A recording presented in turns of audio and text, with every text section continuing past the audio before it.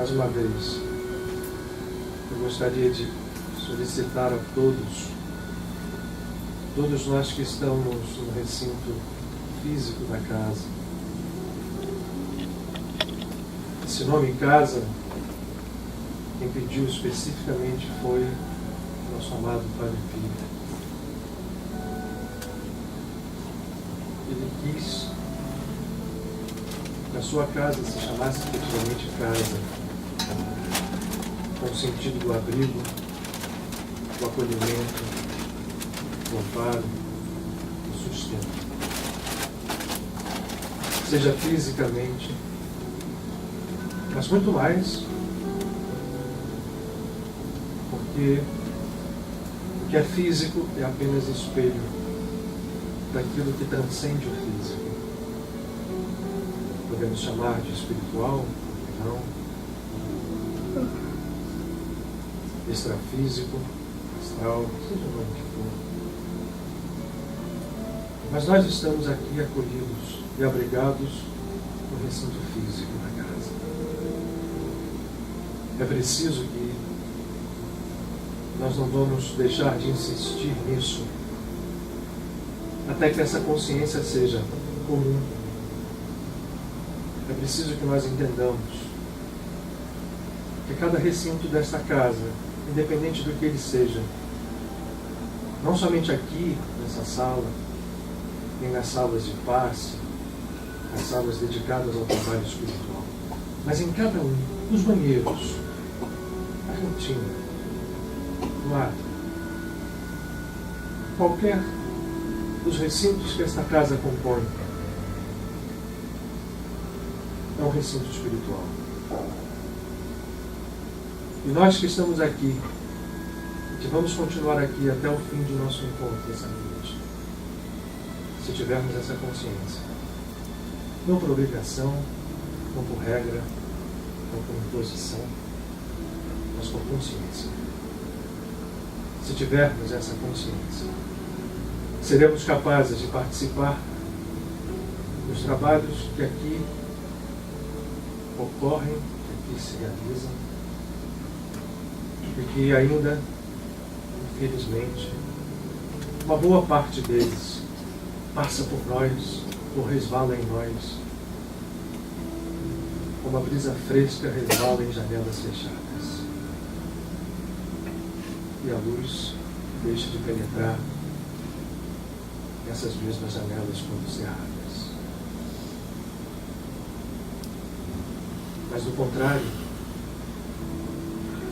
se temos em nós a percepção de que somos componentes de uma unidade viva que transcende as nossas limitações, que nos propõe sempre mais uma palavra à frente, à ponte, mais fundo, mais luz. Se essa consciência nos toma, aonde estejamos, seremos capazes de expressá-la. E aqui, em nossos encontros, é a oportunidade que temos de que isso fique mais claro, mais nítido. Em nosso campo de percepção, em nosso ser. E mais, nós podemos participar também, não apenas como aquele que recebe, mas como aquele que também, de sua parte, doa o melhor de si.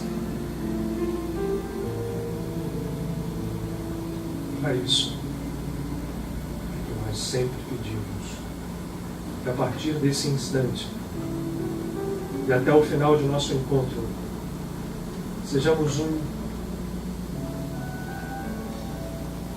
utilizemos a arma do silêncio, da oração, do mergulho em nós mesmos, na meditação, e sentindo a presença divina, jamais deixou de ser e estar em nós e conosco.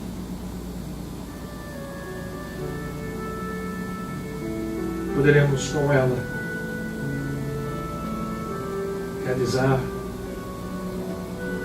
o que talvez para muitos de nós até hoje tenha sido distante,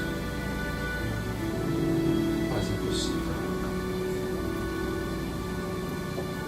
Vamos aproveitar esses momentos, meus irmãos. Aprender juntos, sentir juntos o toque de amor que aqueles que aqui estão, a todo tempo, a todo momento, nos consagram. Que hoje seja mais um dia de trabalho vivo. Que hoje seja mais um dia de libertação.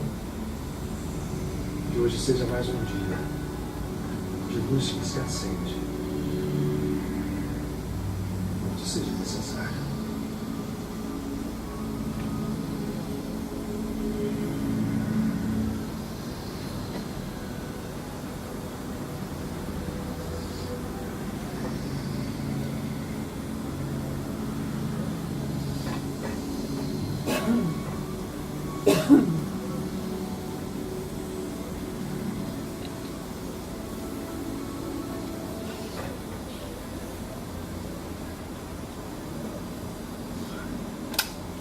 Boa noite para todos. Sejam bem-vindos à Casa de Paz do Pio, nossa casa, especialmente aqueles que estão conosco pela primeira vez. Eu sempre, olhando aqui, acho que um ou outro, uma outra fisionomia que está conosco. Sejam especialmente bem-vindos. Vamos lá. Hoje tem aviso, a Dani, não sei quem não está aqui, né, Cláudio? Você tem algum aviso especial para a gente? Não? Votam por aí? Hoje não. Temos Otton? Abemos Otton? Hoje tem um Marcos na televisão dele no governo.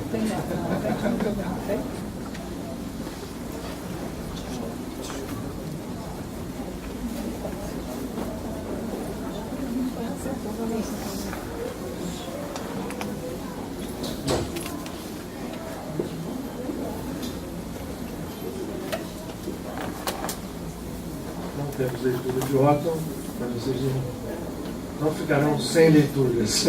Só que não vai ser agora. Deixa eu falar um pouquinho com vocês hoje em relação ao que a gente pretende. Hoje é um dia, já de algum tempo, nossos amigos vêm sinalizando a respeito de se fazer um trabalho na forma e no modo como nós vamos fazer hoje, tentar fazer em conjunto.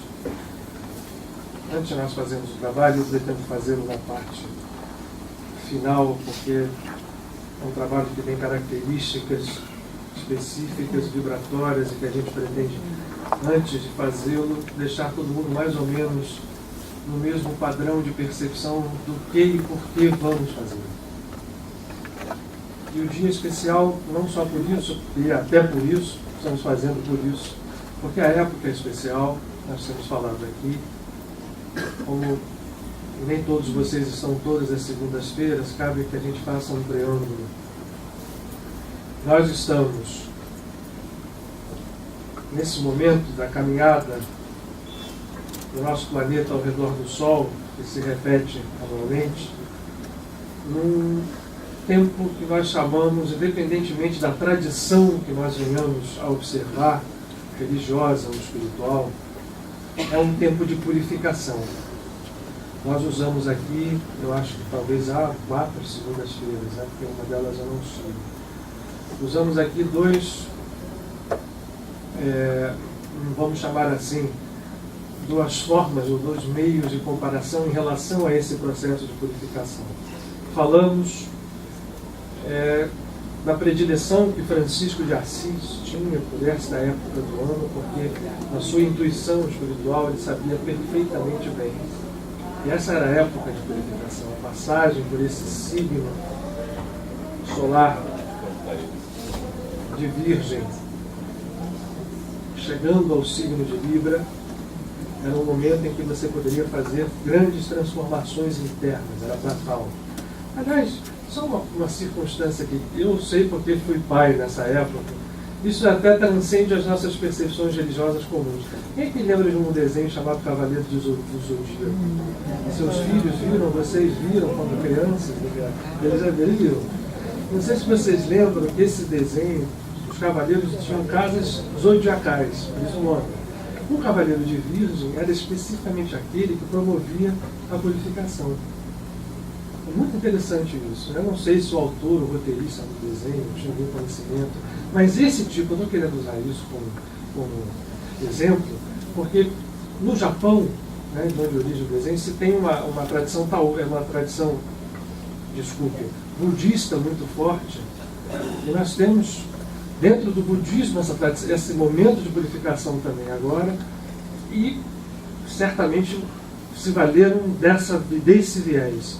No catolicismo, Francisco de Assis fazia o que ele chamava de Quaresma de Miguel Arcanjo. Nós estamos em meio a ela. Que ele começava, e ela é conhecida assim, quer dizer, não foi ele quem a criou, mas ele a utilizava como método de trabalho. E foi durante a Quaresma de São Miguel Arcanjo, que começava no dia 15 de agosto. E na Europa, até hoje, em países católicos, é um dia importantíssimo, é feriado. Né? França, Itália, Espanha, Portugal, é feriado nacional, como é o 7 de setembro aqui. 15 de agosto, que iria até a festa de Miguel Arcanjo no dia 29 de setembro. Francisco geralmente se retirava, se pudesse, ele se retirava integralmente durante todo esse período, e o último dos seus períodos de Quaresma foi aquele em que ele recebeu os estigmas, no dia 14 de setembro de 1224. Mas esse é um período que, mesmo nas tradições pré-bíblicas, né, nós temos aqui na semana passada, teve aqui o Pablo Zahav, que é a nossa ponta de ligação hoje com a Academia de Kabbalah, que hoje virou a Tribo Navi, o nosso grande amigo Mário Meir, que está recuando a sua visão de tradição para tempos pré-bíblicos. E você vai encontrar essa tradição mesmo antes da Bíblia como tradição, como escrito, a Torá ter sido revelada a Moisés no Sinai. A percepção de que neste momento do ano nós passamos por um período de grande purificação e, portanto, disponível a nós uma série de padrões de energia muito profundos, de altíssima intensidade, de altíssima estirpe, vamos chamar assim, e que aquela pessoa que tiver um mínimo grau de consciência em relação a isso, se conectar a esse padrão, pode promover em si mesma, e portanto, quando faz em si mesma, faz no seu mundo, o seu mundo próprio, né? Porque cada um de nós tem um universo próprio, aquele lá dentro de nós e aquele mais à volta, que são as pessoas que estão à nossa volta, que são as nossas relações sociais, os nossos locais de trabalho, as nossas vidas emocionais. Essa modificação pode receber um impulso muito grande desde que o nosso estado de consciência esteja vinculado. Eu estou querendo frisar e repetir aqui para vocês que Francisco de Assis usava esse período, e tanto era a intensidade vibratória que foi nele que aconteceu o recebimento dos estigmas, e ele continua sendo trabalhado por todas as tradições religiosas. Estavam fugindo aqui no Japão, além do budismo, o shintoísmo possui também intensas com a deusa Amaterasu, uma integração muito grande com esse período de purificação da alma. A alma, para todas as tradições religiosas, ela se posiciona de uma forma feminina em relação à criação. A alma, seja homem, seja mulher, não importa, a alma é feminina. E sempre a visão de Deus Mãe é que opera nesse momento. Ora, dentro dessa tradição pré-bíblica e na tradição cabalística, que depois foi absorvida pelo judaísmo, nós estamos num período que é, para quem aqui é de tradição judaica, sabe que estamos chegando num período que é um período do Rosh Hashanah, ou do Ano Novo. Por que se comemora um Ano Novo nesse período do ano? Não é uma tradição pura e simplesmente religiosa, é uma tradição espiritual. E por isso mesmo, transcendente ao próprio judaísmo. Até pré-bíblica, vou voltar a repetir isso. Porque neste momento se passa por um período de purificação e de recriação. Porque toda purificação leva a uma recriação. De quem? do próprio homem. A tradição nos diz que a grande criação pré-terrena, porque hoje a gente já não tem mais a mínima ilusão de que toda aquela história que está contada no Gênesis possa se referir somente à criação do nosso mundinho, do nosso planetinho. Essa história, ela transcende em simbologia e muito, não só ao nosso universo, como a outras coisas além dele. A criação se refere ao processo de criação antes de que tudo pudesse existir. Quaisquer universos, em quaisquer níveis vibratórios. O primeiro ser criado, o grande Adão Kadmon, o Adão glorificado, o primeiro Adão, antes de que aquele Adão pudesse se transformar no Adão que a gente conheceu, que era o marido da Eva, e depois caiu no paraíso, esse primeiro Adão, esse ser glorificado, antes da criação de tudo isto, esse processo todo já estava em função. Quando a criação acontece, Adão passa a ser o símbolo desse processo inteiro, e é nesse momento de criação de Adão que a gente simboliza agora, nesse período do ano. Ou seja, a criação do homem glorificado se deu em equivalência, em escala, não exatamente no mês do ano, porque imagina se o tempo é um tempo cósmico, mas em escala se dá em equivalência neste período, na pequena escala do nosso ano solar, neste tempo específico relativo a este período que nós estamos passando, que é o signo de Virgem, equivale em escala à criação cósmica do primeiro ser unificado. Eu não sei se eu estou sendo claro para vocês, não sei se estou conseguindo clareza. A escala, portanto, obedece a padrões que, se eu atuo na escala pequenininha, eu consigo atuar na escala maior. E a nossa disposição está poder atuar, se quisermos ou não. Então, o período é bom. É isso que eu queria deixar claro para vocês. É um excelente período, é um período de recriação, coisa que a tradição religiosa judaica utiliza como a comemoração do Ano Novo. Ano Novo por quê?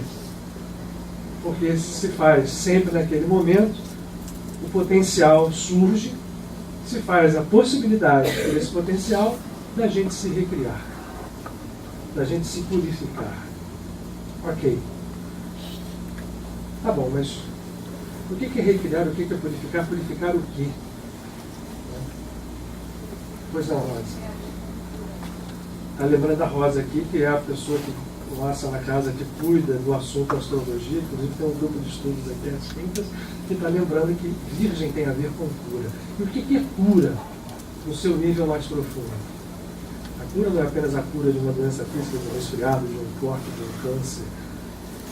Isso tudo, a doença física é o ponto final de um processo que veio vindo, certamente alimentado por nós em algum momento.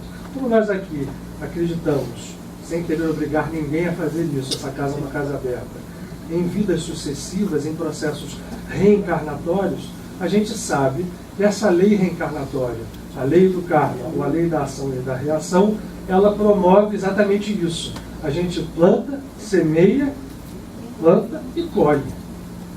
E o processo de cura é exatamente a transformação dessa história toda. E ele está à nossa disposição o tempo inteiro. Mas agora fica um pouquinho melhor para a gente agir nele.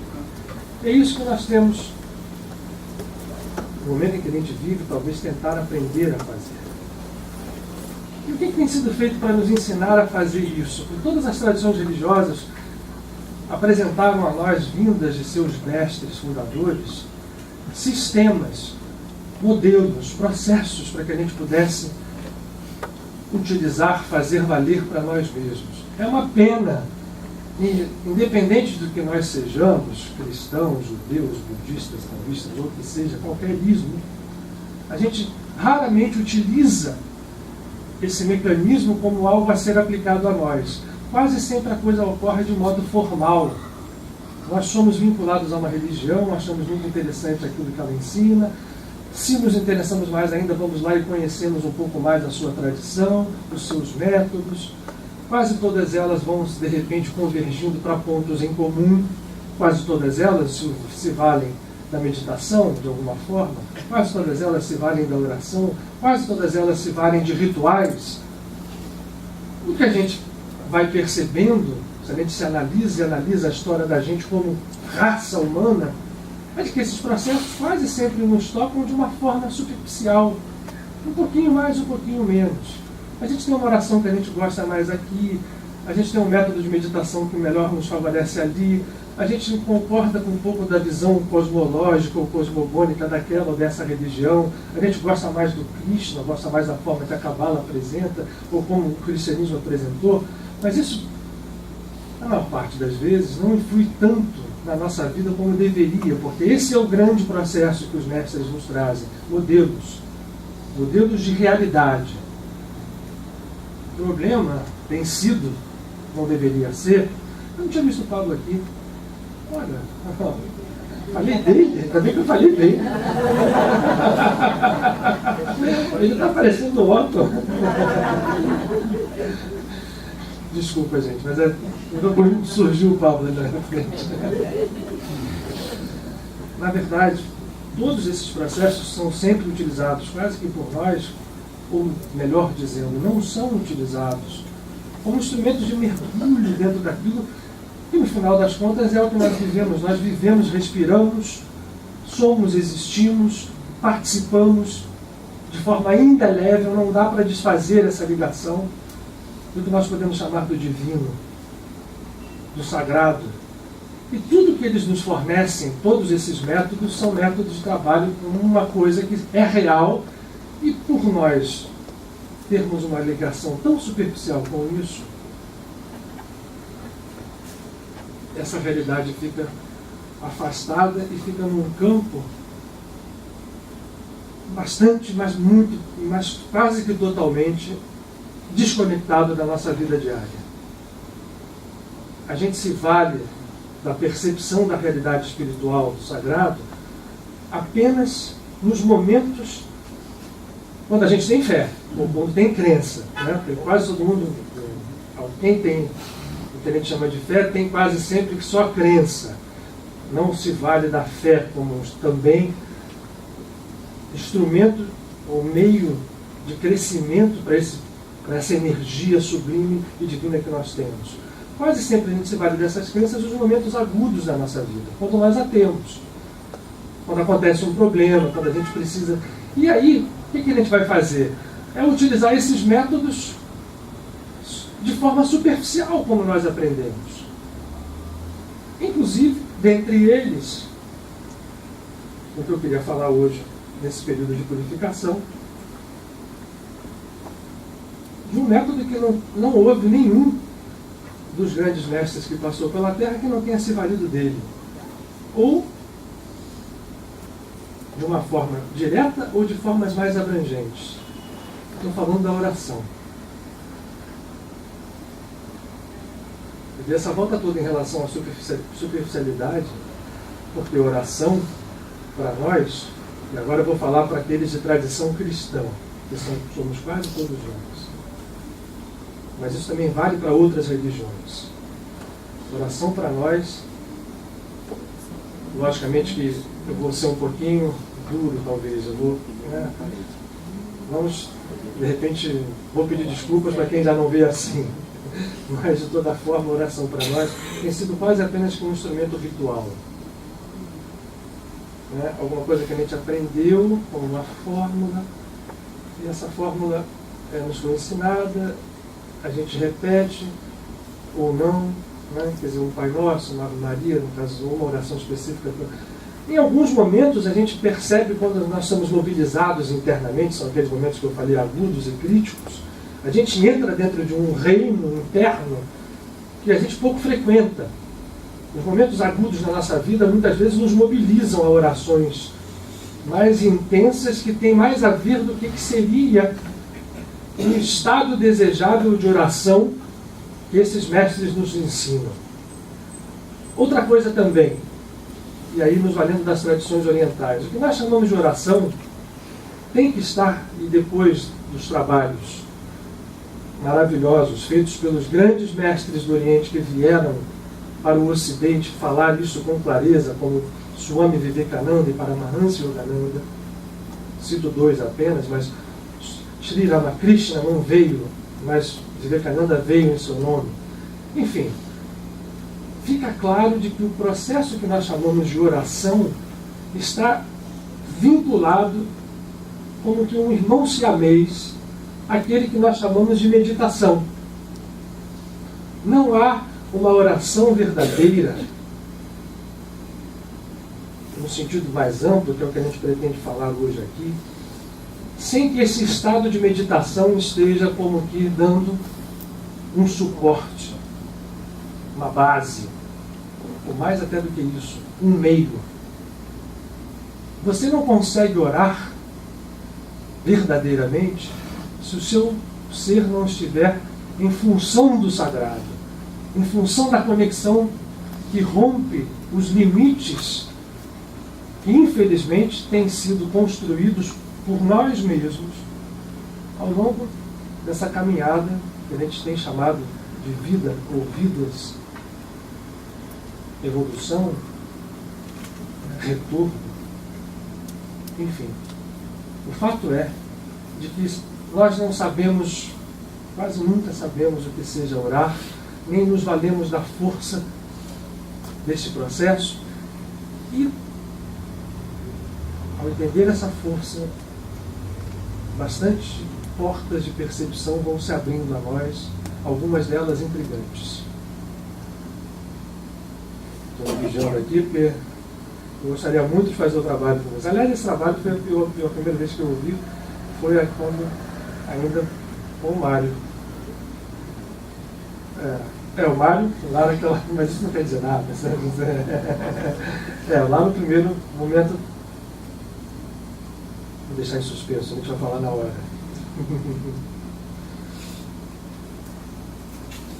Na cristandade, então, a oração, ela foi,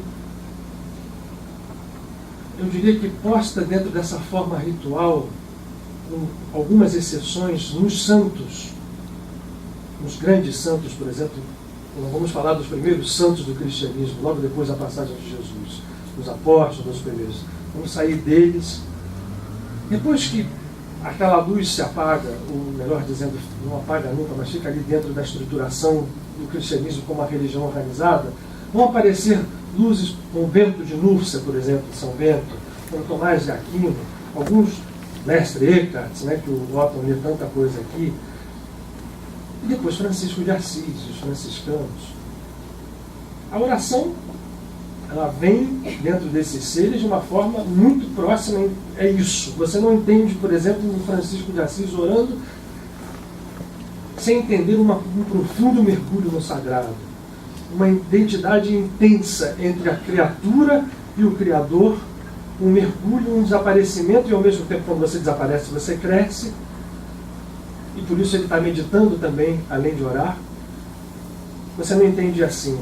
Mas a igreja foi se constituindo, quer dizer, ela tinha muito poder político, esse poder político foi diminuindo um pouco, o poder espiritual que remanesceu fez com que ela fosse estruturando rituais e rituais, e a oração ficou, por alguns séculos então, quase que só presa ali. Ela vai ressurgir, porque eu vou falar de quem também no mesmo período, ela vai ressurgir intensa no cristianismo verdadeiramente no século XIX.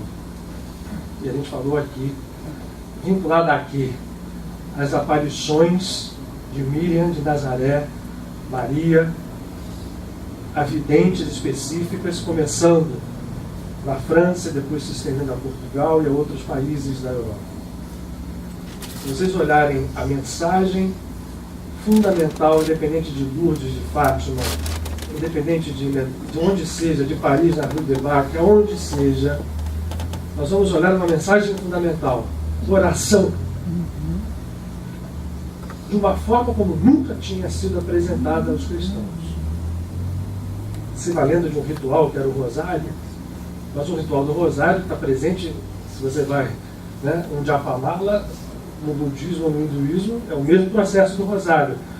Ou seja, como a gente entende, talvez se falar em meditação dentro do cristianismo, agora já se fala, Agora se entende, por exemplo, que Teresa d'Ávila e João da Cruz eram grandes místicos de meditação. Né? O livro Castelo Interior Moradas de Teresa d'Ávila é um livro, é um manual de meditação profunda, de entrega, os 7 castelos interiores.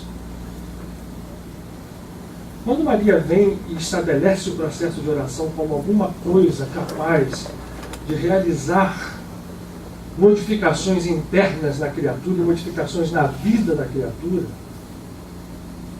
vou ler daqui, ela vai falar de 2 coisas importantíssimas. Ela vai falar de uma palavra aqui dentro, eu vou tentar traduzi-la dentro a partir da visão cristã, tá?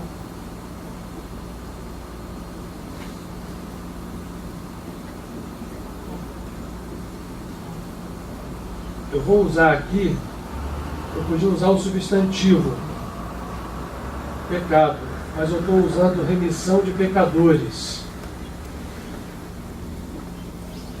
Maria pede aos seus videntes, a começar por Bernadette sobre Rus, mas antes dela, a começar por Catherine Labouré.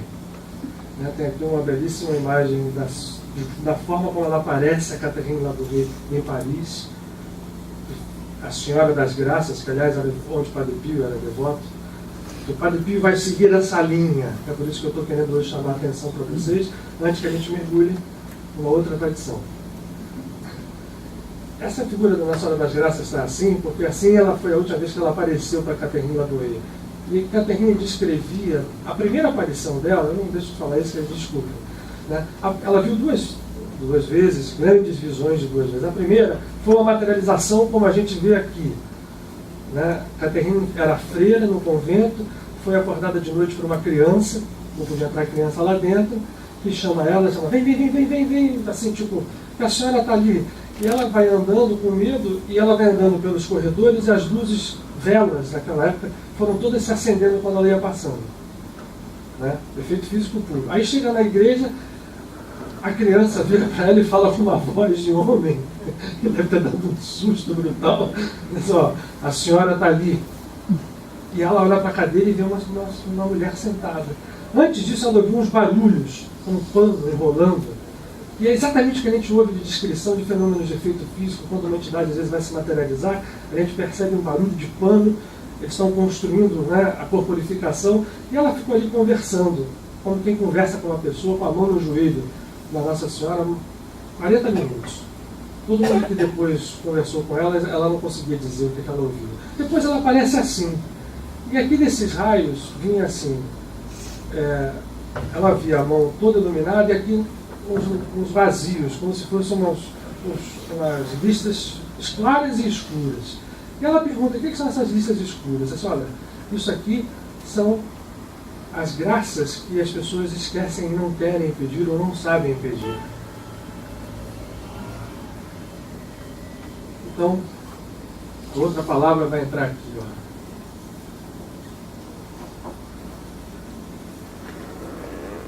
Graça. O que ela pede a Catarina e vai pedir depois a Bernadette sobre luz, vai pedir depois aos videntes de Fátima?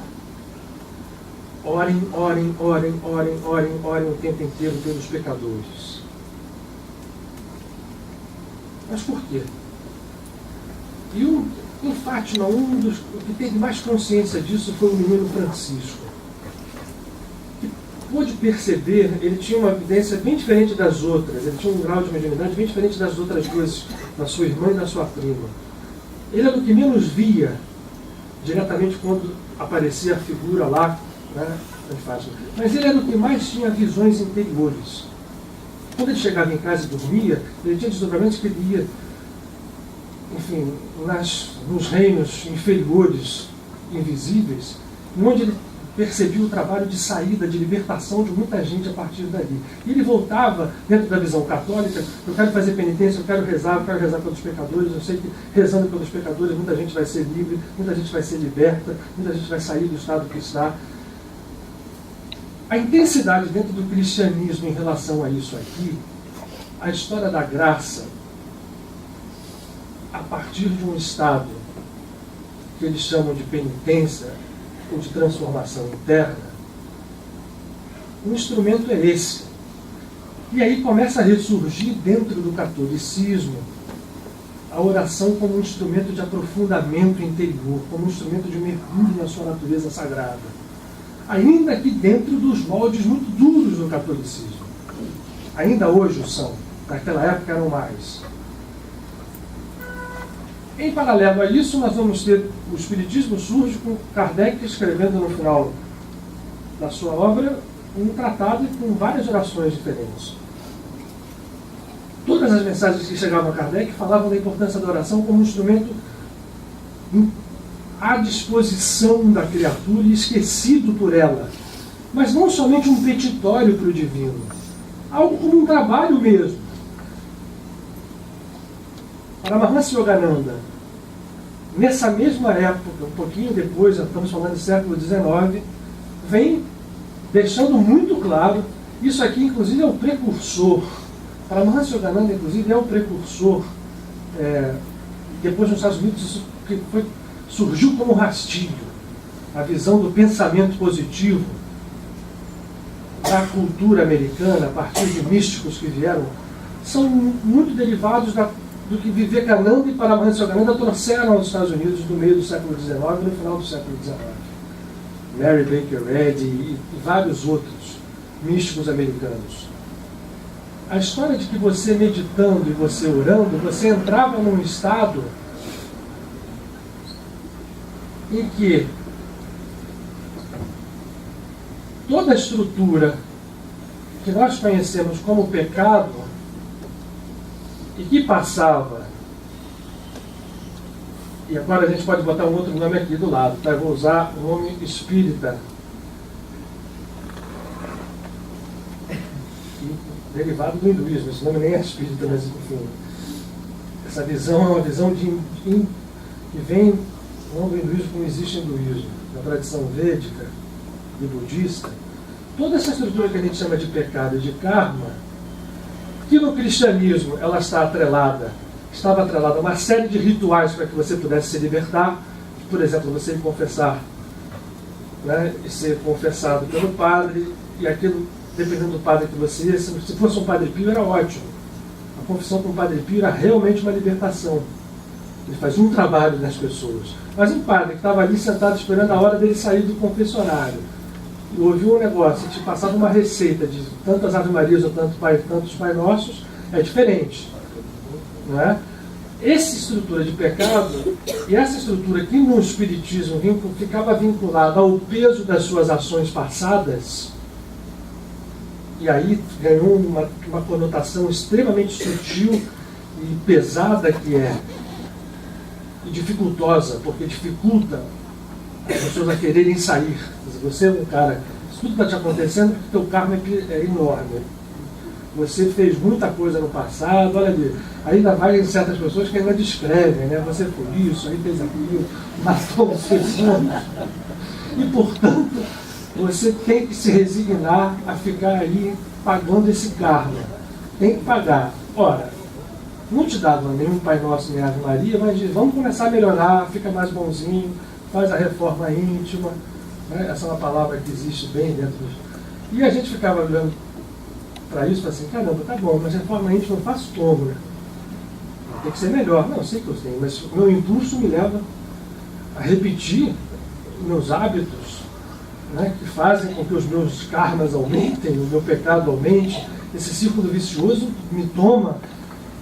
Não, mas eu não quero ir para lá, porque eu acho que se eu for confessar o meu pecado para o padre, ele me passar uma receita, também não vai queimar o meu karma.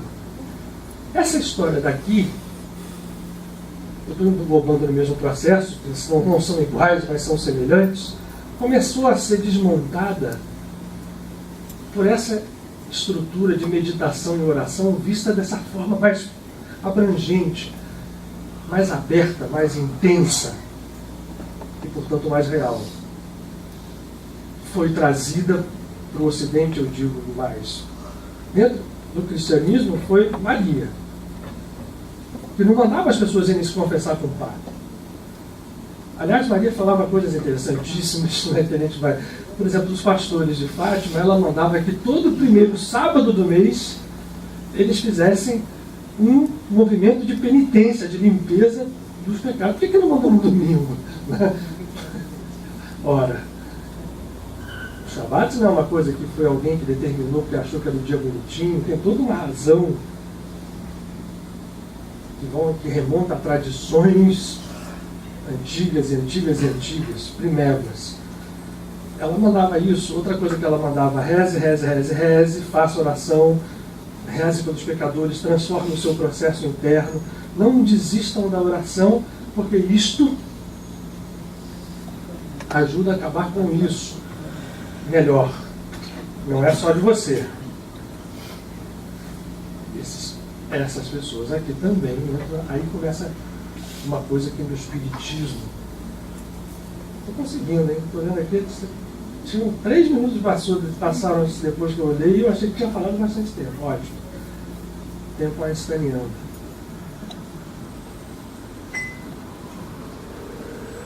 No Espiritismo existe uma coisa, deixa a palavra carta ali, porque todo mundo que tem formação dentro da tradição espírita, e agora eu vou falar uma coisa que, se eu não souber falar, se eu não souber transmitir, vai chocar um pouco vocês. Quem tiver formação espírita mais rígida, até mesmo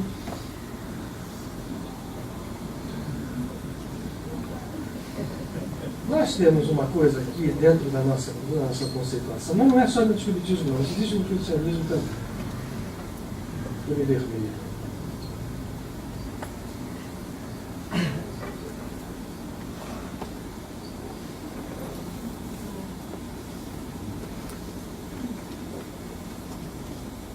Intercessão. Para nós que temos uma visão de que o karma é algo pessoal, intransferível, inalienável, patrimônio próprio. Quando a gente fala de intercessão, o cabelo arrepia. Porque o final é vem cá, como é que alguém pode fazer alguma coisa pelo outro, tirar o karma do outro? Não dá não. Karma é você com você mesmo. Que você fez, você paga, você criou, você se vira com aquilo que você criou. Segura. A gente pode... mas então, peraí. Nós estamos vendo que processo? É um processo de estagnação, de rompimento, de cisão, ou é um processo, ao contrário, de refazimento de ligações perdidas? Eu vou apagar tudo isso aqui, esse caldo é pequenininho, se ele fosse maior eu deixava, mas não vai dar. Vou fazer um desenho para vocês aqui, muito tosco. Como sóis serem os meus.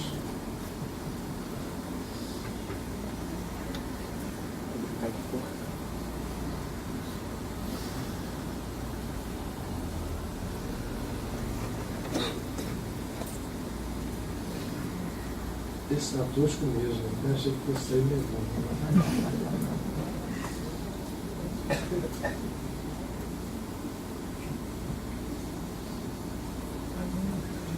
Quero que vocês façam um exercício de imaginação. Que não vai dar para fazer aqui. Parece o quê? Parece uma raiz, pode parecer um radical benzênico para quem não É, bem a cara. Neurônios, sinapses, olha, parece mesmo tudo, porque os neurônios fazem isso mesmo. Mas às vezes eu comecei com uma coisa aqui, isso aqui vai se ramificando. Ora, ou a gente tem uma convicção de algo que a gente pretende trabalhar como meta espiritual, ou não tem.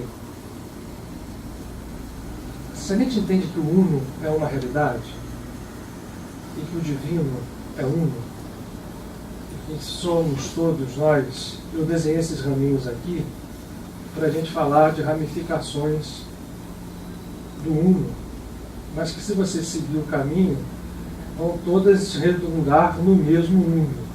Então a gente pode depreender que ele está em todas essas ramificações, é um desenho tosco. E eu queria pedir para vocês que vocês, em imaginação, estendessem isso ao infinito. Mas nunca deixando de perceber que, por mais que eu estenda isso ao infinito para cá, com 500 mil ramificações, 500 mil é muito pouco, né? Eu chego aqui e essa história está toda aqui. O que nós chamamos de intercessão é um processo. Imagine o seguinte, que aqui, vou passar uma. Aqui está muita coisa, vamos imaginar que assim, faça isso aqui, ó. Isso aqui é o nosso universo. Dentro do nosso universo, esse raminho aqui, a gente já imaginou que aquilo já teve muita coisa aqui, né? Muito ramo. Eu estou botando aqui embaixo, para quem está aí atrás está difícil, né? Eu vou subir isso aqui para cá, o desenho vai para aqui. Imagine que esse universo tem ramificações, que eu não vou ficar desenhando aqui para a gente não perder tempo, inúmeras, infinitas. E uma delas está aqui, é a nossa galáxia. Uma outra aqui, dentro dela, depois de muitas, é o nosso sistema solar. Uma outra delas aqui é o nosso planeta, e uma outra delas aqui, dentro do planeta, é a rede de vida que compõe o planeta. Não somos apenas nós seres humanos, mas a natureza inteira. Todos os seres vivos que compõem o planeta. Quando a gente fala de ser humano, a gente esquece da natureza, esquece dos outros reinos, mas agora eu vou trazer isso aqui, vou pegar o desenho e vou jogar mais para cá. Aumentei, tá? Hoje a gente já vê lá, peguei aquilo ali, cresci para cá. É o planeta. E no planeta, essa rede de vida se compõe de grupos de seres humanos e de outros reinos, compondo a mesma rede única. Ora, se um de nós está aqui numa dessas ramificações, é claro que à sua volta estarão outras tantas ramificações que compõem os nossos núcleos evolutivos, os nossos seres afins, aquelas famílias espirituais que vêm traçando caminhos juntos ao longo de tempos, desde... E mais do que os seres humanos, os animais também, as árvores, tudo que está à nossa volta. A gente carrega algo que transcende muito a nossa consciência comum. O fato é, esse grupo aqui tem uma história, e quase sempre, ainda mais nesse universo, o universo que a gente botou aqui, que a gente separou aqui, nosso planeta, né, e os seres que compõem ele. Mais ainda então aqui, apesar de ligados à unidade, esse pessoal achou que isso aqui está rompido. A maior parte de nós esqueceu, agora eu estou voltando para cá, tá? A gente estava aqui, aumentado, esqueceu que essa história toda vai dar ali. Que essa unidade está presente. Ao esquecer dessa unidade com o sagrado, com o divino, acontecem todas as coisas que nos acometem sob a forma do mal. Quando nós rompemos essa ligação aqui, esquecemos da nossa natureza e passamos a agir como se ela não fosse real, nós vamos criando mundos e mundos e mundos, e por isso que as tradições religiosas orientais principalmente chamam de mundos de ilusão. Mas como a gente é ser ligado aqui, a gente tem um poder criador enorme, quase sempre utilizado de forma distorcida. E na maior parte das vezes utilizado de forma distorcida e inconsciente. Porque poucos de nós utilizam de forma consciente, distorcida. Esses que sabem fazer isso, a gente chama eles de adversários, né? Mas a maior parte de nós utiliza isso de uma forma inconsciente. O poder criador continua. E isso, quando você desfaz, ou pensa que desfaz essa ligação, a bagunça fica muito grande. Quando alguém acorda, peraí, essa história não é assim, ela é aqui, ó. Tudo é um. Eu e a árvore, eu e meu irmão, eu e meu pai, eu e meu amigo, eu e meu inimigo, eu e os 7 bilhões de pessoas que estão no planeta, e mais os outros incontáveis seres, somos uma unidade. Acordar de verdade, não é apenas conceber isto intelectualmente, não. É ter isto lá dentro. Francisco de Assis teve, Jesus teve. Enfilerem os santos que vocês conheçam de todas as religiões. Todos eles tiveram isso. Quando alguém faz isso, e ao perceber a unidade, a palavra que eu apaguei, intercessão, passa a fazer um sentido muito maior do que aparentemente fazia. Passa a fazer sentido que aquele ser que acorda consiga carregar com ele processos de despertar no outro, e enquanto esse despertar não acontece em plenitude, ele pode perfeitamente carregar com ele, vamos usar o termo oriental que o Espiritismo pegou, carregar com ele o karma do outro. Falei que ia chocar?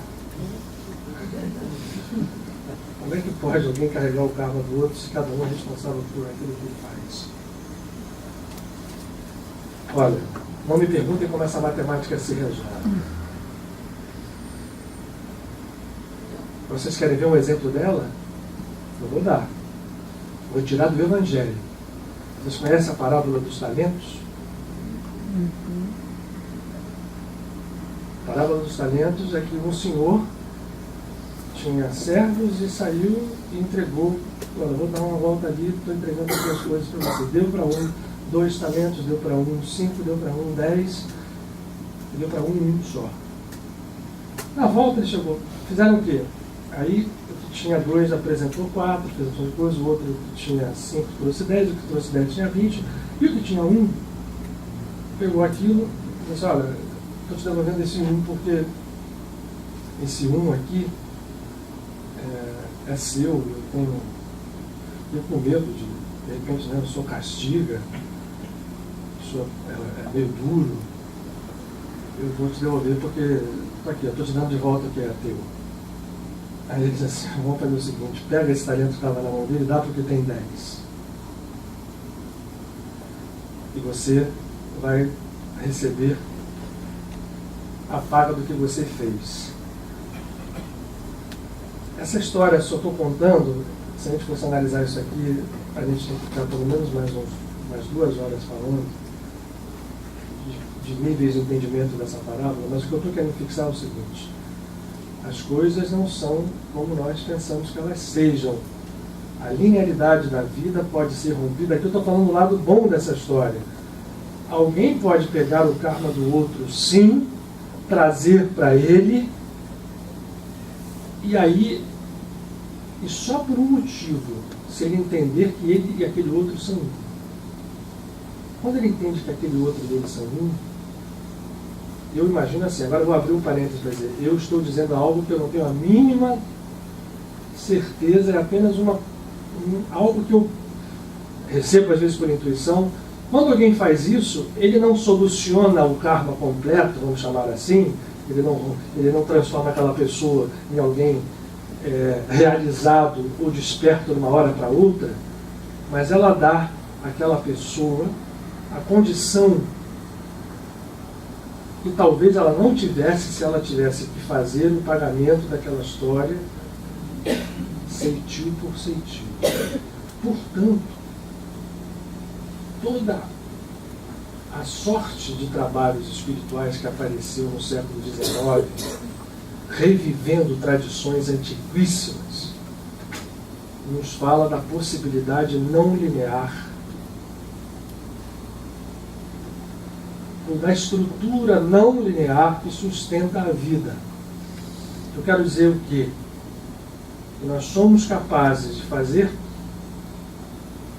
processos aparentemente ilógicos funcionarem na realidade como algo que a gente, se for olhar pela lógica, não consegue fechar. Aqui dentro da casa é muito comum acontecer isso às vezes.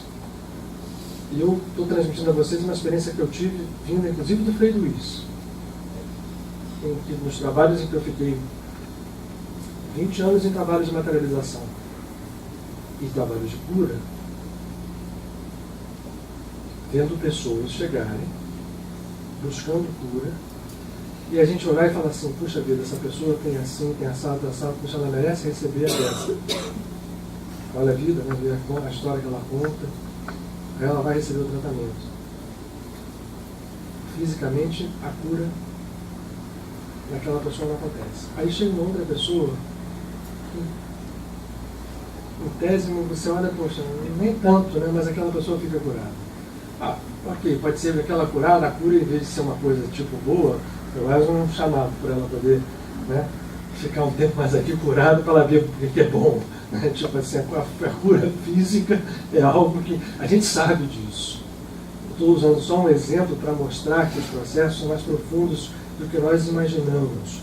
E se nós não tivermos a ousadia de mergulhar nesse escuro, com coragem, nós ficamos fadados a uma estagnação espiritual que não é recomendável no estado em que a humanidade está passando. É preciso que nós tenhamos essa ousadia de mergulhar com intensidade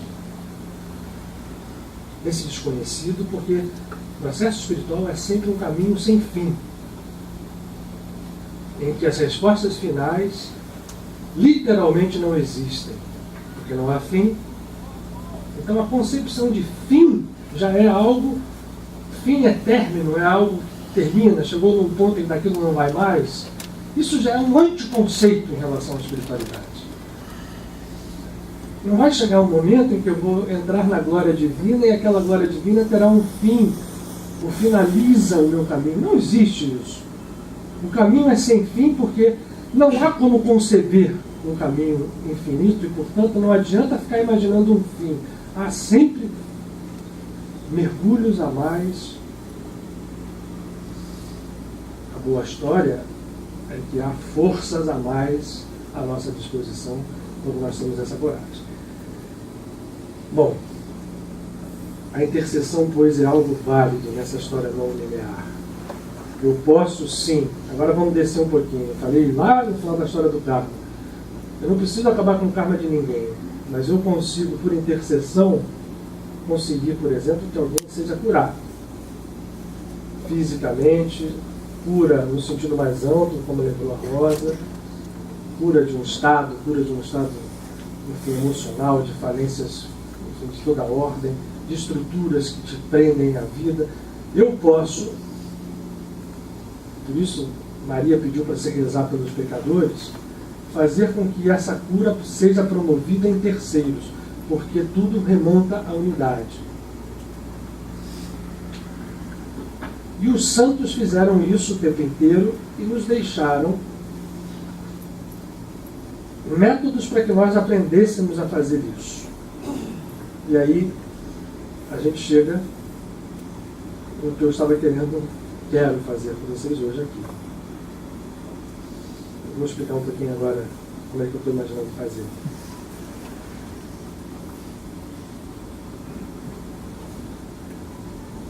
Nós temos santos em todos os quadrantes espirituais. E dentro, nós falamos de Francisco de Assis. Eu não falei, eu estava olhando ali o Krishna, deu um toque, eu me lembrei. Tem um episódio no Bharata, às vezes eu conto para vocês aqui, a grande tradição védica, o grande livro de tradição espiritual da cultura védica. Que quando começou aquela grande batalha de Kurukshetra, né, onde se enfrentaram aqueles 5 irmãos, os Pandus, os Pandavas, e os Kurus, ou Kauravas, 5 de um lado, 100 de outros, e seus exércitos. A batalha que mobilizou o universo, essa batalha, que lembra que eu falei para vocês de escala, né, do Adão, que foi criado lá em cima. Nós podemos enxergar essa batalha, ela pode até ter acontecido historicamente no planeta. A gente não tem muitas informações históricas que referendem isso. Mas certamente, nesse nível escalar, essa batalha é uma batalha que reflete um ato cósmico muito grande. Né? Por isso estou dizendo, na história do infinito, do sem fim, o sagrado divino é algo que... Se eu for imaginar um cara de barba sentado ali, numa cadeira, nessa batalha, tem um momento em que Arjuna, que é o de todos os irmãos, aquele que manobrava o arco, que era o líder guerreiro dos irmãos, que tinha escolhido Krishna para ser o cocheiro da sua vida, do seu carro, da sua carruagem. Ele, no momento muito agudo da batalha, ele resolve se retirar ao Himalaia. Imagine isso, no meio da guerra, na coisa toda, ele vai para o Himalaia e se retira em busca de uma resposta, e ele faz o que a gente falou aqui. Ele medita profundamente, senta lá e começa a meditar, e aquela meditação dele é uma oração. Em determinado momento, em que ele faz o processo de transformação, de mergulho profundo dentro de si mesmo, aparece para ele um caçador todo sujo. Tem uma interlocução com ele meio agressivo, e ele fica meio... para depois ele entender que aquele era Shiva. E Shiva, quando se dá a reconhecer para Arjuna, mostra assim: veja só como a primeira coisa que você tem que vencer é a ilusão da aparência. Você me julgou, vai aparecer aqui um sujeito, um caçador sujo, vestido de uma pele de viado, andando atrás, falando palavrão, e você achou que não era ninguém, e eu sou Shiva. E ele inicia a Arjuna num estado um pouco maior de consciência e dá a Arjuna uma arma chamada Pasupata, que era a arma, entregando a eles assim: com esta arma na mão, você vence esta batalha em 1 segundo. Vai depender da sua consciência, do seu usar ou não. E ele ficou com aquilo na mão, e quando ele volta para a batalha, em vários momentos ele é tentado a usar Pasupata. E ele não usa. Até o final eles ganham a batalha, mas ele não usa essa arma. A simbologia primeira que aparece das muitas é o fato de alguém que tem a consciência desperta, ele passa a ser alguém, no budismo isso é o ser um bodhisattva. Arjuna, estranhamente, depois que ele entra nesse processo com o Pasupata na mão, ele passa a comandar essa guerra junto com o Krishna para um processo que vai finalizando, termina a guerra, mas que poderia ter sido muito mais destrutivo do que foi. Ele passa a incluir e a perceber os seus primos Kurus como pessoas que estavam também dentro de um processo de unidade com ele. E o que ele precisou para fazer isso foi meditar e orar. Então eu estou falando de algo muito, muito sério. Quando Jesus ensina uma oração a pedido dos seus discípulos, ele fala do Pai Nosso, que a gente não entende, ele utiliza o Pai Nosso como uma estrutura de afirmações. Apesar de várias vezes Jesus contar histórias em relação a petitórios, usar a oração como pedido, ele não descarta isso, nem despreza, nem condena. Ele fala só: bate na porta lá que vocês não conhecem um sujeito, você tem um vizinho, você está precisando de muito daquilo, o teu vizinho está lá dentro do quarto, você bate na porta dele: olha só, eu precisava de um pedaço de leite que tem um amigo me visitando. O cara: não me incomoda, pô, eu estou aqui dormindo, você vem pedir leite essa hora da noite. Olha, se você perturbar o vizinho muitas vezes, o cara, nem que seja para se livrar de você, ele vai te dar o leite. Isso está escrito no Evangelho. Eu estou trazendo a linguagem de uma forma assim mais clara. Mas se vocês forem no Evangelho de Lucas, vocês vão ver essa palavra.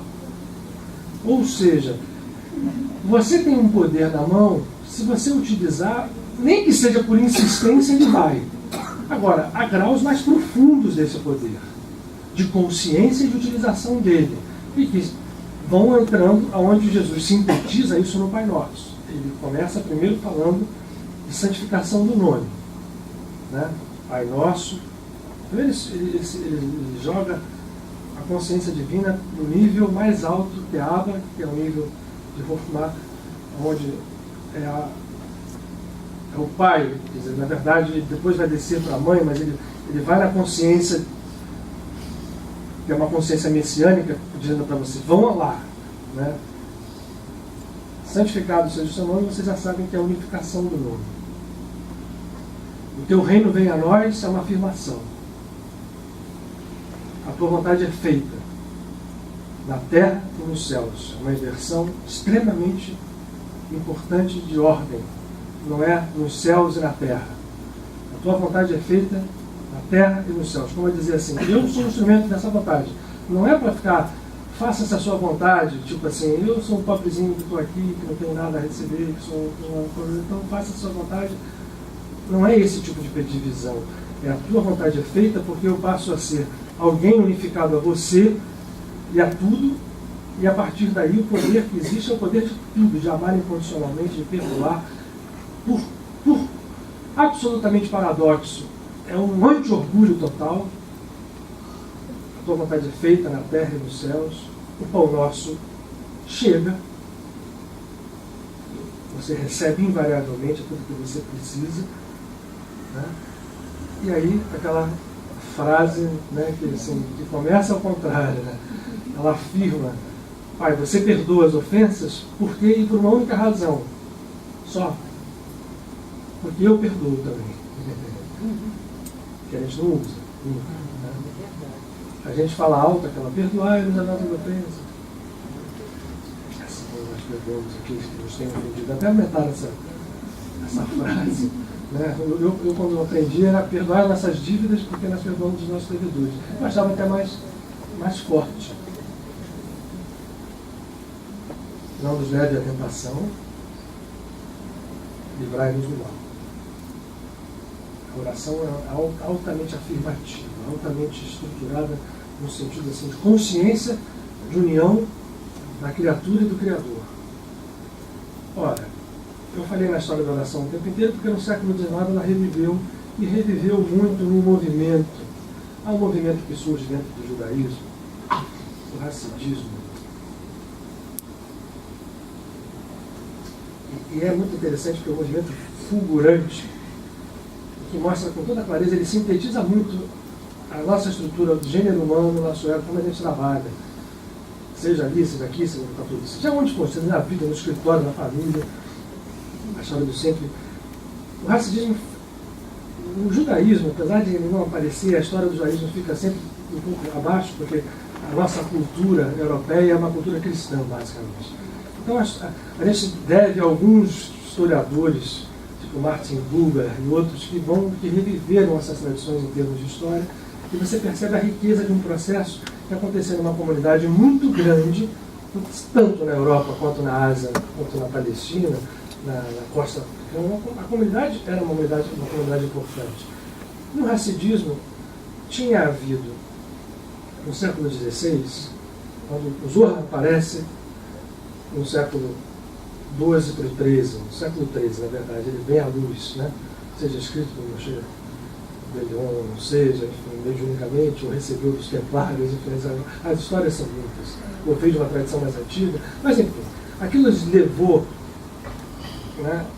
A Kabbalah já é, né? Já sabe, o Pablo nos ensina aqui que é pré, até isso tudo, mas a tradição que vinha naquele momento vinha trazendo uma certa visão da Kabbalah, dos caminhos do Maaseh Bereshit, do Maaseh Merkavah, e de repente o Zohar chega, sacode aquilo tudo, e ele vai ter no século XVI um expoente chamado Isaac Luria, ou Ari, que em Sfat, numa vida fulgurante, tipo, vai embora com 36 anos, se não me engano. Eu peço a Rosa, viu, Paulo? Se tiver algum erro, dá uma corrigida daí, por favor.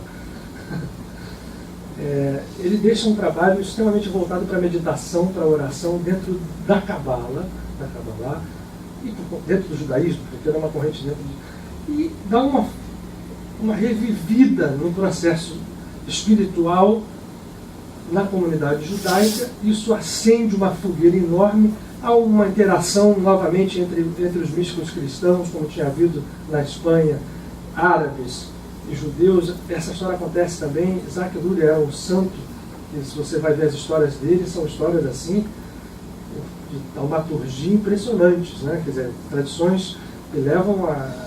Enfim, um dia eu conto para vocês aqui algumas, que é muito interessante. Mas depois essa história, quando surge esse movimento de consciência, aparece em uma figura chamada Shabbatai Tzvi, se posiciona como um Messias físico, né? E foi exatamente o que Jesus não fez, e foi entendido errado quando posicionaram ele. Chegou o Messias. Shabbatai toma aquilo e gera um movimento que incendiou a Europa Oriental, e as pessoas saíram atrás dele achando que tinha realmente chegado o Messias, tinha chegado, e aquilo terminou de uma forma muito E aí a ortodoxia, depois que o movimento de Tzvi cai, a ortodoxia judaica tomou força. Então peraí, agora é assim, assado, aquilo foi massacrando. O povo judeu, já tão perseguido por inimigos exteriores, passou a ser perseguido pelos seus próprios intermediários com o divino, que eram os seus rabinos, e a ortodoxia estava entrando num processo muito duro. Ela nunca tem, Krishna já dizia, né? Quando tem uma necessidade, vem um avatar. E veio um chamado Israel, esqueci o sobrenome, se você me avisar, não vou me lembrar, mas era o Baal Shem Tov. Você falou? Não. É isso mesmo. O Baal Shem Tov, ele chega exatamente num período, ele encarna num período em que essa história estava toda acontecendo e ele funda o Hassidismo. O que é? É exatamente um movimento de libertação. É trazer a espiritualidade para dentro do coração das pessoas, é sair do templo, é sair da sinagoga, é trazer para a vida, é trazer para a vida comum. É você não deixar que a espiritualidade ficasse armazenada dentro de rituais que você fosse obrigado a cumprir sem saber o que estava fazendo. Você obrigado, ainda mais o judaísmo como o hinduísmo, há extremos rituais que se você perde, né, você passa a fazer aquilo de uma forma automática e aquilo... Ora, o Hassidismo vem trazendo isso e um santo de verdade era Israel Baal Shem Tov, né? O Baal Shem Tov. Muito bem. Esse movimento como um todo fulgura, o povo revive e começam a aparecer os tzadikim, os justos. Estou dizendo que isso é como é que é interessante. Rapidamente começaram a aparecer pessoas para referenciar o seu contato com o divino. E esse tzadikim nem sempre eram tão santos quanto, né, o povo atribuía para eles isso. Depois que Baal Shem Tov se foi, ficou um gap, e o seu bisneto, estou dando essa volta toda para chegar na figura que eu quero falar, que vem ao mundo certamente com uma missão extremamente importante, nasce e percebe isso, assim, caramba, o movimento já mal surgiu, já está na mão de gente que, né, o tzadik vivia, né, era o cara que chegava na sinagoga, parava tudo, porque ele era o cara, né, tinha todo mundo que fazer, porque ele era o sujeito que tinha, de repente, um fenômeno na mão, conhecia bem a palavra, não falava bem, mas a espiritualidade começou a sair de novo. Ora, essa figura que nasce, né, o nosso grande Rabi Nachman de Bratslav, vem com uma missão que eu hoje, depois de ler algumas coisas, sempre me chamou muita atenção. Eu sempre fiquei assim, desde que eu conheci, e repito aonde foi, né, o seu trabalho, me chamava sempre a atenção da coisa, uma figura intensa. Você lembra que eu falei do Francisco, pastor de Fátima? Sem querer comparar, ele viveu também pouco tempo, de 1772, pra vocês terem ideia, até 1810. Ele nasceu em Bratislava, que hoje é Tchecoslováquia, não sei se é mais Eslováquia ou se é República Tcheca, eu acho que é a capital da Eslováquia, se eu não me engano, né? Bratislava. E vai morrer, e isso aqui é importante, na cidade chamada Una. Aliás, tem uma coisa muito engraçada, só para dar, eu vou ter tempo aqui para a gente falar, estou falando demais já. A desencarnação dele se dá por uma razão só. Nessa cidade de Una, que é a Ucrânia, havia acontecido um massacre de judeus enorme. Havia muitos desses massacres, por vários milhares. E Nachman, pela sua mediunidade, pelo seu estado de consciência santificado, percebeu que lá naquela cidade estava uma grande massa desses espíritos que tinham sido massacrados, preso ainda, em estruturas vibratórias extremamente próximas e sofrendo muito. Ele que tinha uma percepção de dar ao outro tudo que ele podia, tanto deu tanto que era o tamanho da vida, em termos físicos. Ele mudou para lá, fez uma casa na porta do cemitério onde estavam enterrados todos esses massacrados, e não desencarnou quando ele conseguiu libertar o último deles. E foi o seu grande último sinal, fora todos os outros que deu na sua vida muito curta, de extremo taumaturgo, alguém que era quase que o Baal Shem Tov de novo, que contava histórias, né, as histórias do Rabi Nachman são... E tem uma coisa muito engraçada, nós estamos chegando no Rosh Hashanah, há uma tradição dentro do que sobrou do Hassidismo de se reunir em Una todos os anos, uma série, milhares vão para lá para passar o Rosh Hashanah, porque o que ele fez em termos kármicos com aqueles milhares na época dele continua vibrando uma egrégora poderosíssima e as pessoas tentam se conectar com ele no modo racídico de ser, né, naquela coisa de festa, que é um maior barato, alegria e festa. E lá, eu não sei se vocês ouviram uma música que infelizmente foi traduzida no Brasil chamado por Festa no AP. Essa música foi traduzida com essa intenção. Mas a música era Rabbi Nachman Nachman Neumann, Nachman Neumann, Rabbi Nachman Neumann, Rabbi Nachman Nachman Neumann. E eles cantam isso lá, entre outras músicas racídicas. Estou falando sério para você.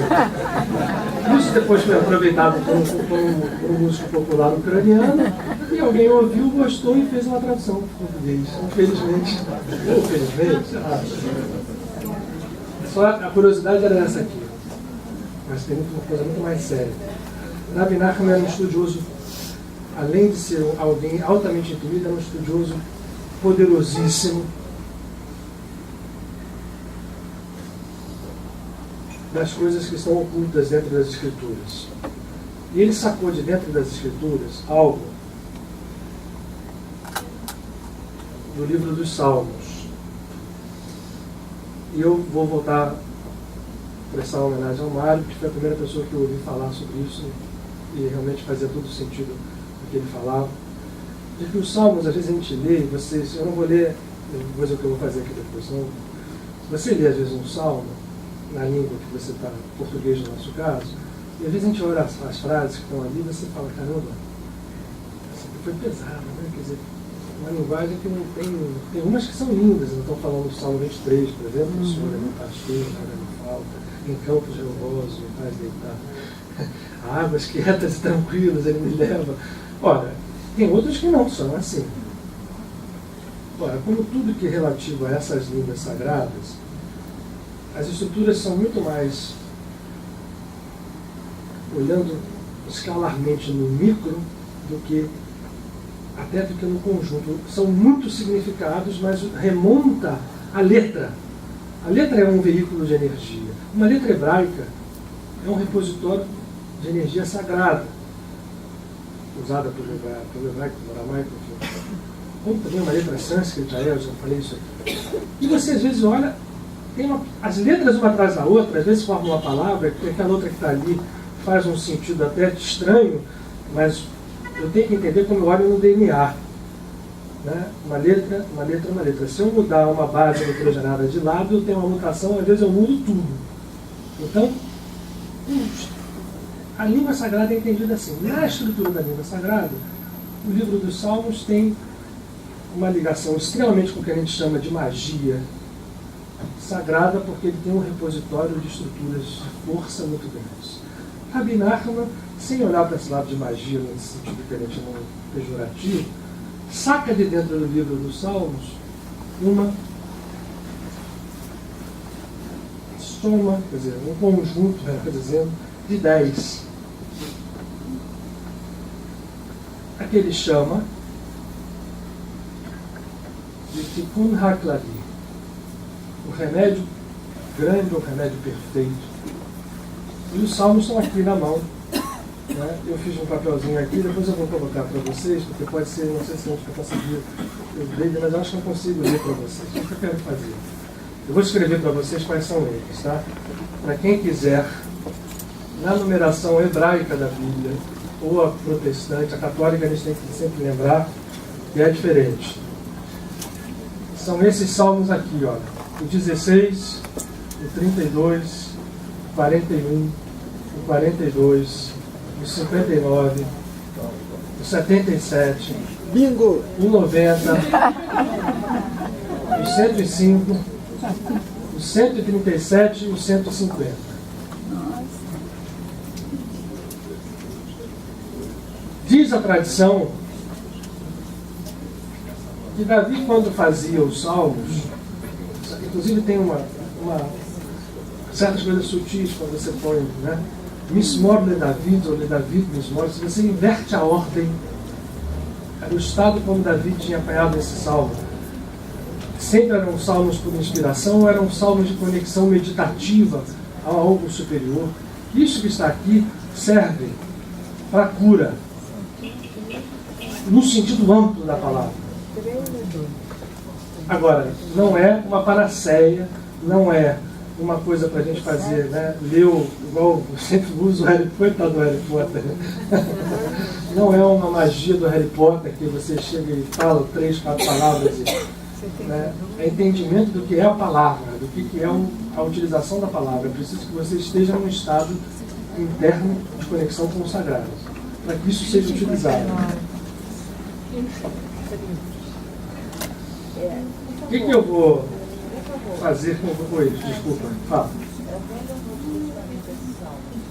Os Salmos são um velho. É um livro que está, se eu não me engano, depois do livro, antes do livro de Jó, ou depois do livro de Jó. Na ordem, eu nunca sei, mas é um velho. Na Bíblia a gente já lá no Antigo, estão lá os Salmos, chamado Antigo Testamento para os cristãos. Né? Bom, eu vou fazer uma coisa com vocês. Vou usar fazer, né? Hoje com o testemunho que eu tenho aqui do Pablo. Eu queria que a gente desse o nosso estado final.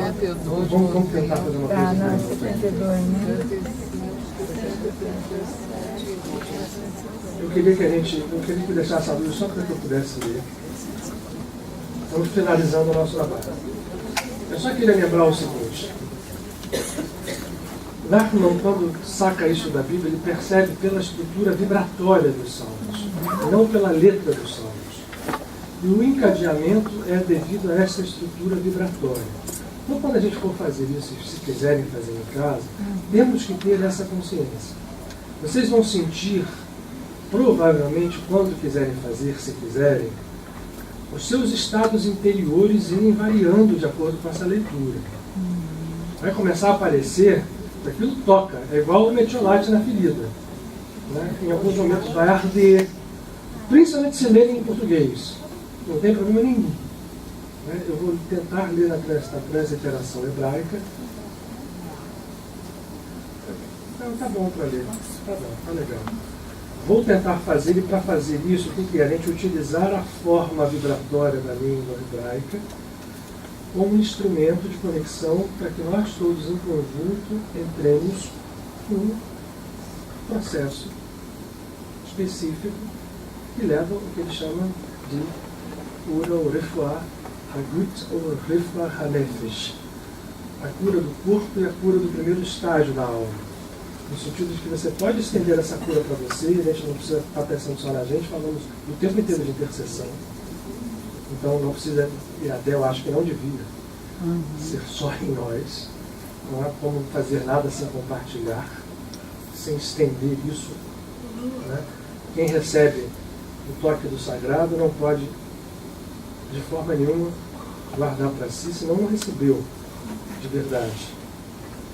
Algumas frases são conhecidas e utilizadas fora. Por exemplo, no primeiro salmo que eu vou ler, existe uma frase que é utilizada como modo, estrutura vibratória muito rápida para se usar para o Shivita Danai Lenek Ditamit, Kimini Balemot. Eu estou sempre com a consciência da terra ao meu lado, ninguém pode me afetar, portanto. Eu vou tentar, então, em conjunto com vocês, qual vai ser a minha ideia aqui. Ler isso, eu vou ler de uma forma rápida, eu não vou tentar, eu vou tropeçar. O tropeço vai ser de acordo com o processo vibratório que a gente vai estar aqui trabalhando. Se eu não tropeçar muito, significa que a gente está indo bem para a história. Eu recomendaria que a gente deixasse, quem for querer fazer, começar a respirar, entrar em... Não estou entendendo nada do que está sendo falado aqui, mas eu estou começando a mergulhar num estado de profundidade, sentindo o sopro divino chegar, e aí a gente se liga na tradição religiosa que a gente estiver mais conectado. Quem quiser lembrar da Quaresma de Miguel Arcanjo, lembra. Quem quiser lembrar de nada, lembra. Vamos só tentar seguir isso. Os 10 salmos do Tikkun HaKlal. E sempre que a gente começa essa leitura, a gente tem que estar paradinho, imaginar que o Eterno está presente. Que as palavras santas não são ditas em vão. E que, portanto, a palavra de um deve valer pela palavra de todos, de modo que todos, como um, sejam expressão da palavra criadora, que transforma, que cura, que renova e, acima de tudo, liberta. Rabbi Nachman foi um instrumento de trazer essas vibrações sagradas a todos nós, e o ser cósmico também esteja presente.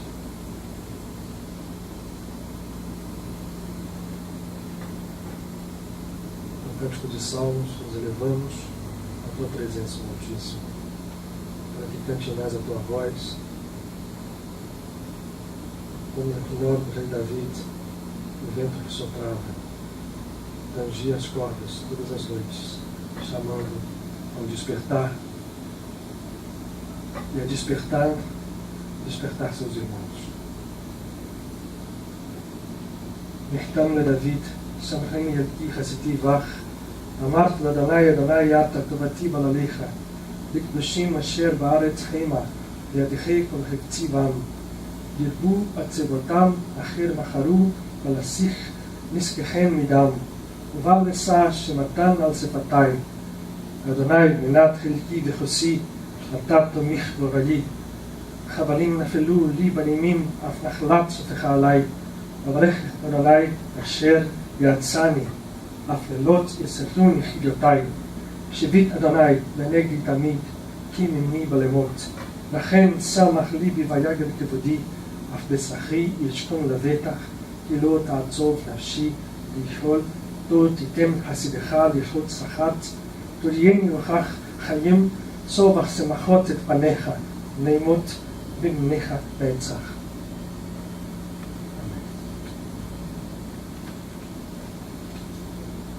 Salmo 32. De David משכיל, אשרי נשואי פשע כסוי חטא, אשרי אדם לא יחשוב אדוני לא עוון, ואין ברוחו חניה, כי החרשתי ולו עצמי, בשעה רתיחו היום, כי יומם ולילה תכבה עלי ידיך, לפח לשדי, לחרבונך יצא חטאתי יודיעך, ועווני לא חסתי, אמרתי יודע לב, ישאי לאדוני, ואתה נשאת עוון חטאתי סלה. על זאת יתפלל כל חסיד אליך לעת מצוא, רק לשטף מים רבים אליו לא יגיעו. את הסתר לי נצר, תצרני, ואני אפלץ לסובבני סלע. אשכלך לאורך בדרך זו תלך, יצא לך עיני, אל תתהיו בסוס כפפת ככוכבים, במתק וחסן ידיעו לבלם בל כחוב אליך, רבים מחווים וחשה, ובוטח באדוני חסד יוסבותינו, שמחו באדוני, וגילו צדיקים והרמינו כל ישת לב.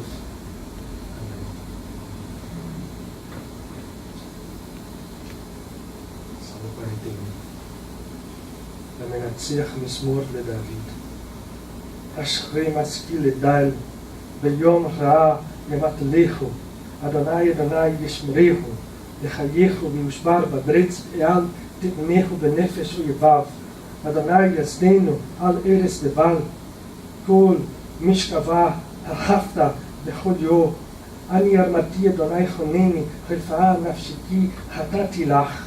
אויביי ירמחו לי, מתי ימות ויאבד שמו, ואם בהליכות שווא ידבר, דיבור יקבץ אבן לו, יצא לחוץ ידבר, לחד עלי יצלחשו כל שונאי, עלי יחשיבו רעתי, דבר בליעל יצוק בו, ואשר שכב לא יוסיף לקום, גם איש שלומי אשר בתחתי, והאוכל לחמי, הגדיל עלי עקב.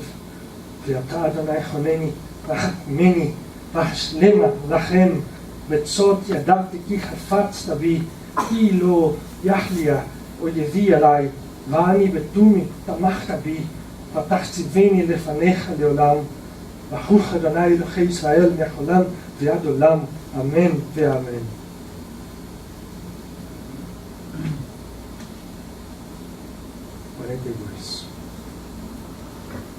למנצח משכיל לבני קורח.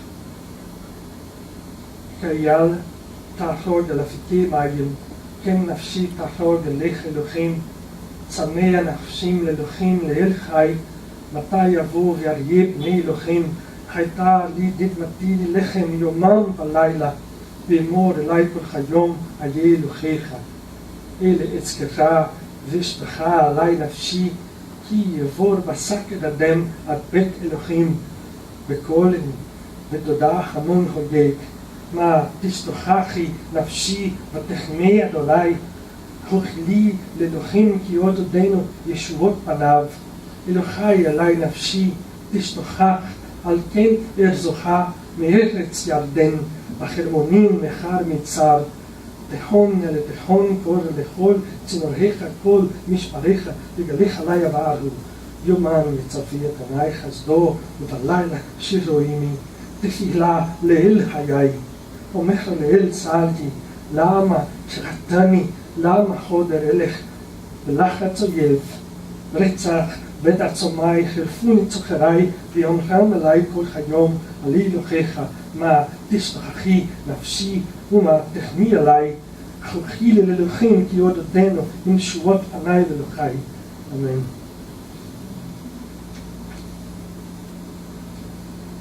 Respirem fundo e vamos sentir a vibração de cura com o vento que sopra de todas as direções.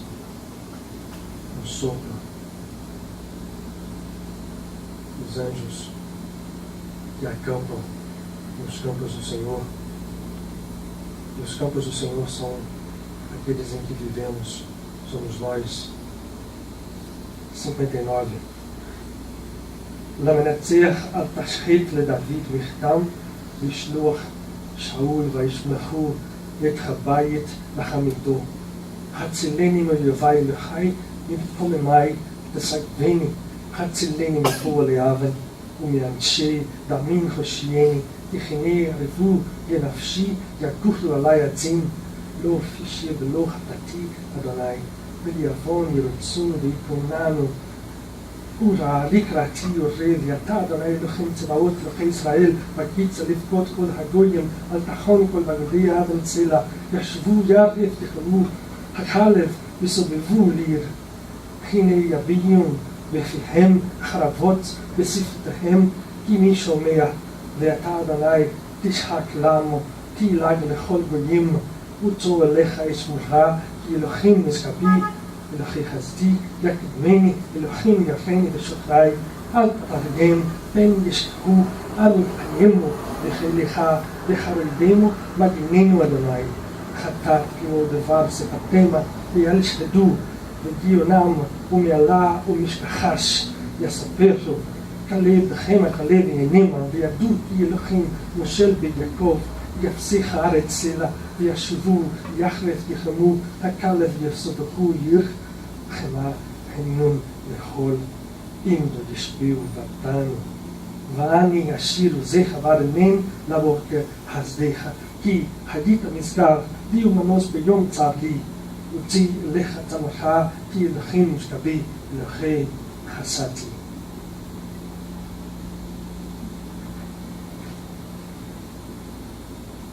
Salmo 57. למנצח על ידותום, יסעף מזמור.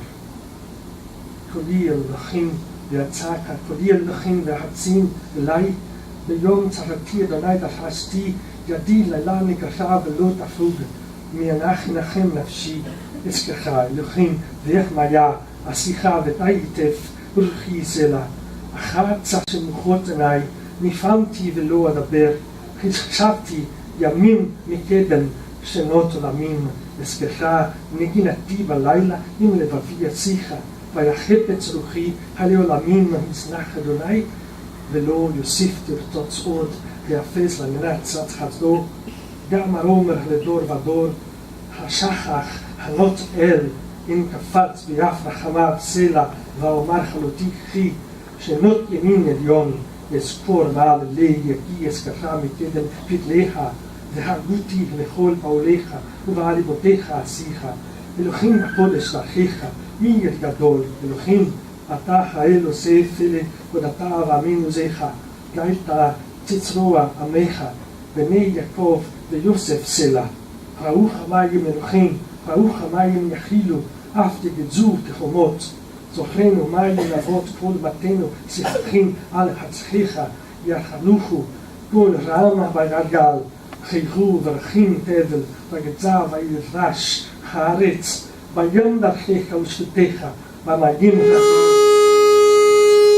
רבים ויפותיך לא נודעו, מחיתה וצן עמך ביד משה ואחרון.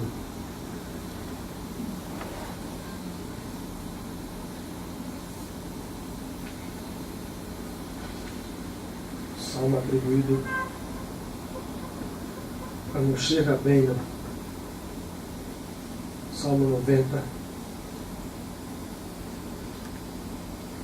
תפלה למשה איש האלוהים, אדוני מעון אתה היית עידו בדור ודור, בטרם חרים ילודו ותחולל לארץ ותבל, ובעולם עד עולם אתה האל, תשב אנוש עדקה ותאמר חשובו בני אדם, כי 1000 שנים ויניך כיום אתמול יגבור, ישמוך בלילה, זרמתם שינה יחיו, בבוקר כחציר יכתוב, בבוקר יציץ בחלב ליכת כמולל ויבש, כי חלינו ביפיך, ובתמתך נחיינו, שתה אבנותיך לגנדיך, עד עולמנו למחול פניך, כי כל ימינו פנו וברתיך, כילנו שענינו כמו חגת, למכשירותינו בהם 70 שנה, ואם בקרות 80 שנה ורובם עמל ואבן, כי גז חיש ונעופה, יודע עוז אופיך, וכליריתך דברתך, לינות ימינו כן ברודה, ונפיל לבב חוכמה. שובה אדוני עד מתי, ונחם על עבדיך. צבענו בבוקר חסדיך, ורננה ונשמחה בכל ימינו. צווחנו תינות איתנו, שנות מין ופרעה, ויראה אל עבדיך פעוליך, ואחריך בניכם, וכינו עם אדוני אלוהינו. אלוהינו עלינו ומעשה ידינו, כונן עלינו ומעשה ידינו, כוננהו. Amém. Salmo 105. Recomendo a todos a concentração profunda nesse salmo, nesse momento do salmo.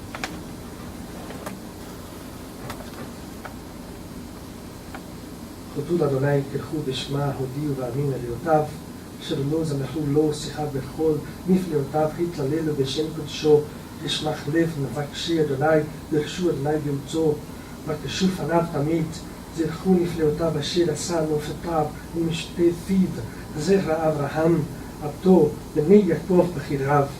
הוא אדוני אלוהינו בכל הארץ משפטיו, זכר לעולם וריץ דבר ציווה ליפדור, אשר קחץ את אברהם ושבועתו ליצחק ויחמדיה ליעקב לכוך, לישראל בית עולם למרדכי אתן ארץ כנדם חבל לחץ לכם, וכי עולם מת מספר אמא וגרים בה, ויתהלכו מכסו לכל, מממלכה את טל אחר, לא הניח אדם יחושם, ויוכח עליכם מלכים, עד תגיחו וישקל, ויניבי אל תראו, ויקרח רעב על הארץ, כל מטה לחם שבר.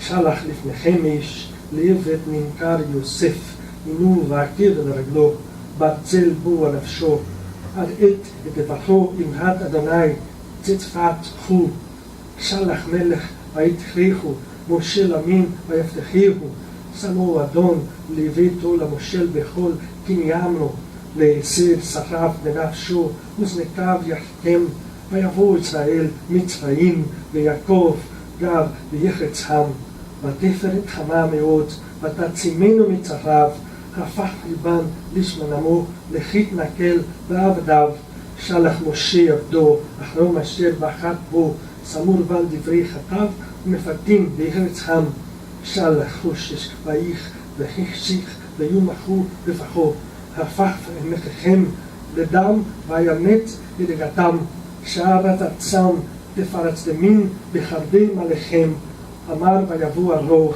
כנים בכל יבולם, נתן גשמלם בהכרעת אש לכבות לארצם, ויחפנם תארתם ובשייר את גבולם, אמר ויבוא הרבה וילק ויל מספר, ויאכל כל עצת בארצם ויאכל ברמתם, ויחקול לחוד בארצם, ראשית לכל עולם, ויוציין בחשב לחצב, ויין תשבתיו חשבל, שמח מצרים בצאתם, כי נפל פחודם לכם, פחסדם ישמח ויש לך עיר לילה.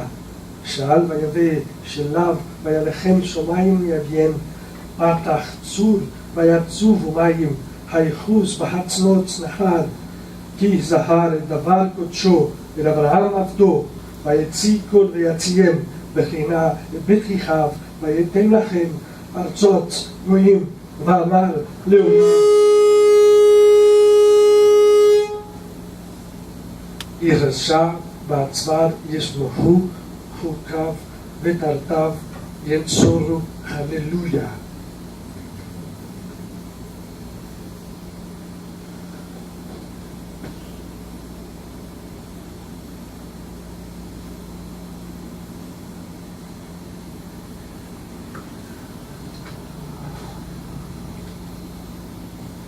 Salmo 137.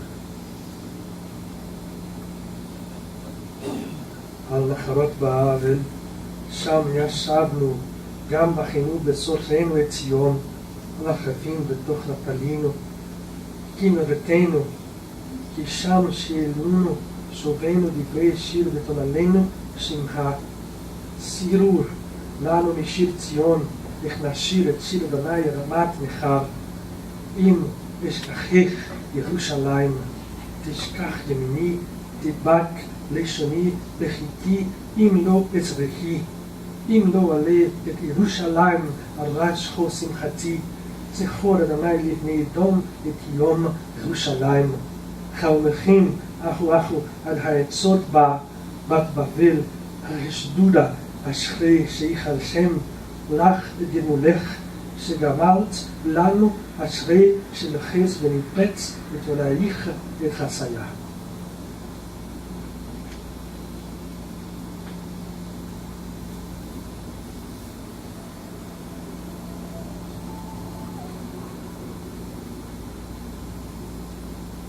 הללויה, הללויה, אל בקודשו, הללויה ברכי עוזו, הללוהו בגרותיו, הללוהו ככוב גודלו, הללוהו בתקע שופר, הללוהו בנבל וכינור, הללוהו בתוף מקול, הללוהו בימין ועוגב, הללוהו בצלסה שמה, הללוהו בציץ לתרועה, כל הנשמה תהליה, הללויה, אמן ואמן.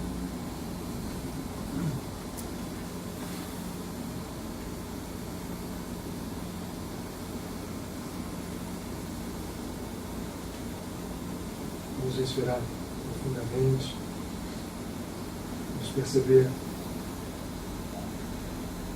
a força do sagrado, do divino, se estendendo aonde seja necessário, não só a nós que estamos aqui, mas a todos aqueles que compartilham nesse momento a nossa lembrança, o nosso aprendizado, a nossa presença, o nosso agradecimento, o nosso caminho, porque ele é um, ainda que tenha a aparência do diverso, ele é um e sempre será um. a cura sagrada aconteça em nós, para que nós sejamos também, por nossa parte, curadores do mundo. Esse é o caminho de todo aquele que desperta. Obrigado a todos vocês. E não se esqueçam desses tempos de purificação. Utilizem da forma melhor para vocês e para todos nós que habitamos nesse planeta.